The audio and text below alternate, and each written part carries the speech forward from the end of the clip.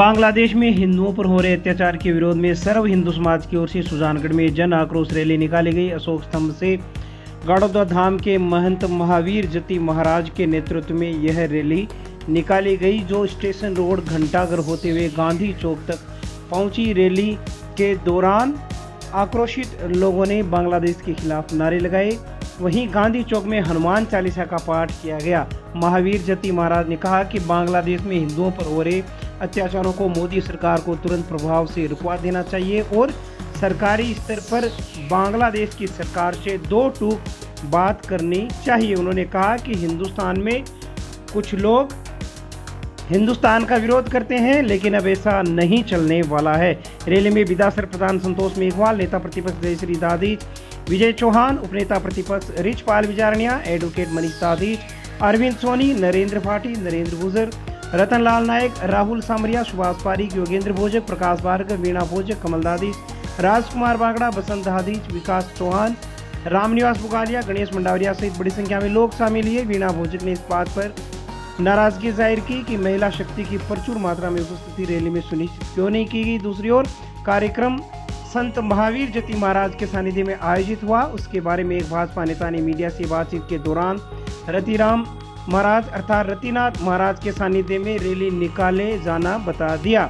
जब भाजपा नेता को भी पता नहीं है कि रैली में कौन से संत आए हैं, तो ऐसे में समझा जा सकता है कि कार्यक्रम के प्रति संजीदगी कितनी रही होगी। आपको बता दें, रतिनाथ जी महाराज दिसंबर 2022 में ही ब्रह्मलीन हो गए थे। उन्होंने हिंदुओं के साथ जो अत्याचार किया है, नरसंहार किया है, वो हम बिल्कुल नहीं सहने वाले हैं और यहाँ के भी कान खोल के सुन ले। ऐसी हिम्मत जिंदगी में कभी ना करे। हम संतों ने अगर शांति का पाठ पढ़ाया है तो हम संत क्रांति का पाठ भी पढ़ा सकते हैं, और जिस दिन क्रांति का पाठ हमने पढ़ा दिया तो आपको खत्म करने में 10 मिनट का भी समय नहीं लगेगा। इसलिए ज़्यादा उछल कूद ठीक नहीं है। देश में रहना होगा तो जय श्री राम कहना होगा, जय श्री राम, राम भक्त बनकर रहना है तो देश के अंदर रहो, और नहीं तो अपने भाई हैं उनके पास चले जाओ। कोई जरूरत नहीं है। आप प्रधानमंत्री जी को क्या कहना चाहेंगे, किस तरह का सुझाव देना चाहेंगे? हम हमारे आदरणीय प्रधानमंत्री जी मोदी जी को ये विश्वास दिलाने के लिए पूरे देश में आक्रोश रैली निकाली है कि हम सब के अंदर आक्रोश है, हमारा खून खोल रहा है। हमारे भाई बहनों के साथ में, मंदिरों के साथ में वहाँ पे जो घटनाएं हो रही है वो तुरंत प्रभाव से आप बंद कराओ, चाहे कैसे भी कराओ। उनके लिए आपको जो कुछ करना वो करो। हम सब हिंदू भाई आपके साथ है। हमारे भाई बहनों को अगर शरण देनी है, वो यहाँ आना चाहते हैं तो उनको यहाँ पे शरण दो, उनकी सुरक्षा निश्चित करो। हिंदू बचेगा तो राष्ट्र बचेगा। बहुत ही निंदनीय घटना हुई है, क्योंकि बांग्लादेश में जिस प्रकार हिंदुओं पे जो अत्याचार हो रहे हैं, तो हिंदुस्तान के कोई भी हिंदू ये ना समझे कि वो अत्याचार आप पे नहीं हुए हैं। क्यों आपको भी जागरूक होने की जरूरत है और एकजुट होने की जरूरत है। बांग्लादेश में जो अत्याचार हुए वो हिंदुस्तान के किसी भी कोने में किसी भी हिंदू पे हो सकता है।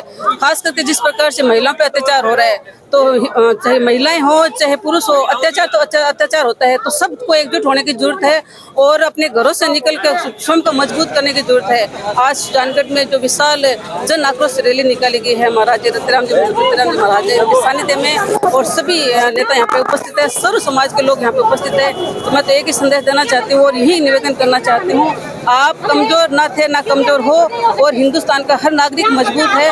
और आने वाले समय में स्वयं को इतना मजबूत कर लो कि कोई भी आप पे अत्याचार करने की सोच भी नहीं सके। होली धोरा स्थित समाज कल्याण भवन के सामने की गली में 200 घरों के सामने पानी जमा है, लेकिन नगर परिषद का जनरेटर सेट 100% बना हुआ दिन भर पड़ा रहा। ठेकेदार के 2 कार्मिक मौके पर मिले, जिन्होंने बताया कि वो पाइप खोलने के लिए आए थे, लेकिन लोगों ने ऐसा उन्हें नहीं करने दिया। कारण ये था कि इसी पाइप को ले जाकर प्रगति नगर में पानी निकासी के लिए लगाना था। अब सोचने वाली बात यह है कि जहां पर पानी जमा है वहां जनरेटर सेट बंद पड़ा है, और जो लोग पानी निकासी का इंतजार कर रहे हैं वहां पर पाइप खोलने के लिए ठेकेदार के कार्मिक आ गए और कहा कि दूसरी जगह पर पाइप ले जाकर लगाना है। वहीं यह जनरेटर सेट दिन भर पड़ा रहा, लेकिन एक ही पाइप को जगह जगह इस्तेमाल करके नगर परिषद कौन सी इंटेलिजेंस का प्रदर्शन कर रही है, जबकि एक जगह पर पानी निकासी कंप्लीट नहीं हुई होती है।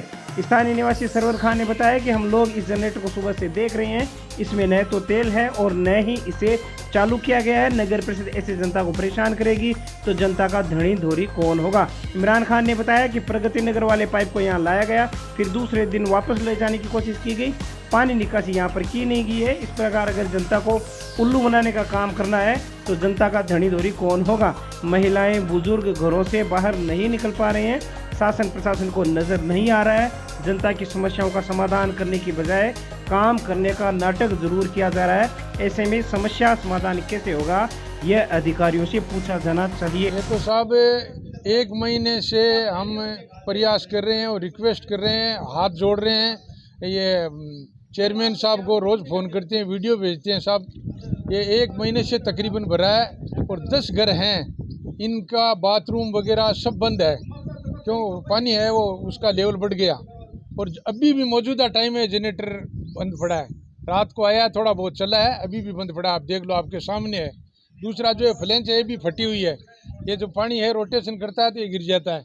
हमारा बोलना यही है, आपसे हाथ जोड़ के रिक्वेस्ट यही है, हम कोई डांग या लकड़ी से तो बात नहीं करते, यही बोल रहे हैं कि ये पानी का निकासी होना चाहिए, वो बाद में जनरेटर जाना चाहिए। अब तक इसमें डीजल वगैरह को कमी है क्या? अभी कर्मचारी यहाँ पर आए थे साहब, डीजल है ही नहीं, अभी कर्मचारी आए और फिर वो डिब्बा लेके चले गए। हम बोले भी उनको कि रुको रुको आप, वो तो निकल गए।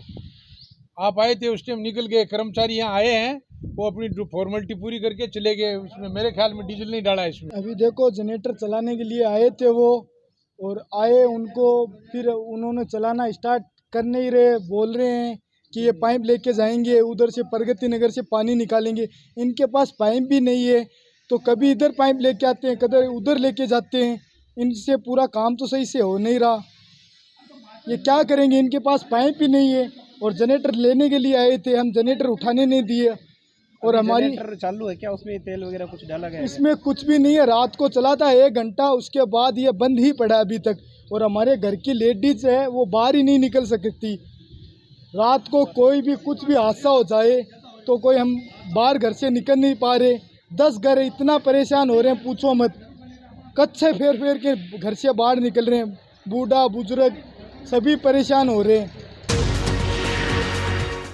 गांधी चौक स्थित जेडीजे ज्वेलर्स के पवन सोनी को एक बार फिर से कथित रूप से गैंगस्टर रोहित गोदारा की ओर से धमकी मिलने का मामला सामने आया है। कोतवाली पुलिस को दिए गए प्रार्थना पत्र में पवन सोनी ने बताया कि 13 अगस्त को +351 नंबर के इंटरनेट कॉल से उसके पास वीरेंद्र चारण अपने आप को बताते हुए एक व्यक्ति ने फोन किया और कहा कि तुम्हारा रोहित गोदारा से 70-80 लाख में सेटलमेंट करवा देता हूं, अगर रुपए नहीं दोगे तो जान से हाथ धोना पड़ेगा, इस बार पुलिस भी तुम्हें नहीं बचा पाएगी। आपको बता दें, जेडीजे ज्वेलर्स पर 26 अप्रैल 2023 को इसी गैंग ने फायरिंग करवाई थी, जिसमें एक बदमाश मौके पर पकड़ा गया था और एक अन्य पुलिसकर्मी भी घायल हो गया था। बाद में मामले में कई गिरफ्तारियां हुई थी। अब फिर से इसी व्यापारी को धमकी मिली है, जिससे व्यापारियों में डर का माहौल है। दूसरी ओर श्री मेड क्षत्रिय स्वर्णकार समिति द्वारा अतिरिक्त जिला कलेक्टर मंगलाराम पुनिया को अध्यक्ष अरविंद कड़ेल के नेतृत्व में ज्ञापन सौंपा गया। गड़ौदा धाम के महंत महावीर जती महाराज के मौजूदगी में सौंपे गए ज्ञापन में जेडीजे ज्वेलर्स के पवन कुमार को सुरक्षा प्रदान किए जाने तथा आरोपियों पर सख्त से सख्त कानूनी कार्रवाई किए जाने की मांग की गई है।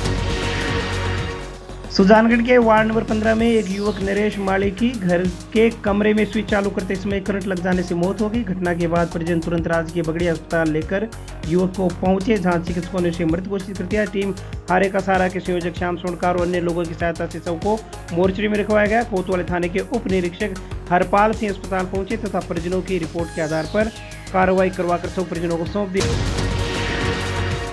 जमालपुरा मोहल्ले से आगे चलने पर हाईवे पर स्थित MSK ट्रेडिंग कंपनी के तिरपाल गोदाम में आग लगने से लाखों रुपए का नुकसान हो जाने का मामला सामने है। कौशल रेड्डी ने बताया कि रात करीब 2:30 बजे आग लगने से लाखों रुपए का तिरपाल वन्य सामान जलकर नष्ट हो गया।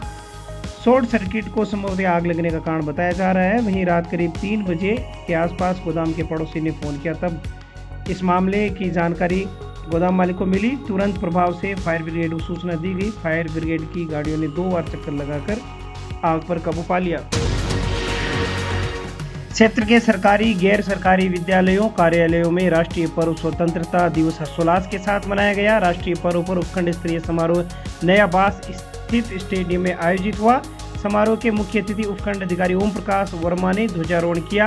परेड का निरीक्षण कर मार्च पास्ट की सलामी ली। इस बार मार्च पास्ट के निरीक्षण में और सलामी लेने के दौरान विधायक और सभापति को शामिल नहीं किया गया, जो काफी चर्चा का विषय बन गया। कार्यक्रम में 13 सरकारी एवं निजी विद्यालयों के महाविद्यालय की 13 प्लाटून में शामिल 403 विद्यार्थियों के सार्जेंट कोमल नायक के नेतृत्व में मार्च पास्ट किया। मार्च पास्ट के पश्चात नन्हे मुन्ने बच्चों द्वारा सामूहिक शारीरिक व्यायाम का प्रदर्शन किया गया। समारोह में वीरांगना जैतून बानो का शॉल उड़ाकर अतिथियों ने सम्मान किया। विभिन्न क्षेत्रों में उल्लेखनीय योगदान देने वाले 46 कर्मचारियों प्रतिभावान विद्यार्थियों को सम्मानित किया गया। विभिन्न स्कूलों के विद्यार्थियों की ओर से सांस्कृतिक प्रस्तुतियां दी गई। कार्यक्रम में विधायक मनोज मेहवार, सभापति नीलोफर गौरी, नेता प्रतिपक्ष जयश्री दादी, तहसीलदार सुभाष चंद, नगर परिषद आयुक्त दिलीप शर्मा, सभापति अमित मारोटिया, एएसपी दिनेश कुमार, पुलिस उप अधीक्षक दर्जाराम, कोतवाली थाना प्रभारी धर्मेंद्र मीणा, मोहम्मद इदरिस गौरी, बजरंग सेन, मोहम्मद रफीक खिची, पार्षद दीनदयाल पारिक, पार्षद पुरुषोत्तम शर्मा, प्रदेश श्योता कमल दादी सहित अनेक लोग मौजूद रहे। संचालन रामलाल गुलेरिया ने किया। दूसरी ओर शहर के अनेकों सरकारी और गैर सरकारी विद्यालयों में कार्यक्रम आयोजित हुए। नयाबास स्थित स्टेडियम में जो कार्यक्रम आयोजित किया गया उसको लोहिया स्टेडियम में आयोजित होना था, लेकिन वहां पर पानी भरा होने के कारण ऐन वक्त पहले दिन कार्यक्रम बदलना पड़ा। वहीं जहां पर पहले से ही जर्जर भवन घोषित हो चुका है, उस नयाबास स्टेडियम में यह कार्यक्रम आयोजित हुआ। जिस भवन के नीचे अतिथियों को बिठाया गया वह पहले से ही जर्जर था और अतिथियों की जान को खतरे में डालने जैसा था। वहीं 14 अगस्त को सीएम भजनलाल शर्मा द्वारा वर्चुअल रूप से जिस राजकीय मास्टर भंवरलाल मेघवाल कन्या महाविद्यालय की नई इमारत का लोकार्पण किया गया था, वहां पर ध्वजारोहण 15 अगस्त को देखने को नहीं मिला, जो चर्चा का विषय बन गया। हालांकि पहले से जिस भवन में कॉलेज चल रही है वहां पर कार्यक्रम हुआ, लेकिन नई इमारत जिसको लोकार्पित जनता के लिए कर दिया गया है वहां पर ध्वजारोहण नहीं किया जाना अपने आप में आश्चर्यजनक बात लगी।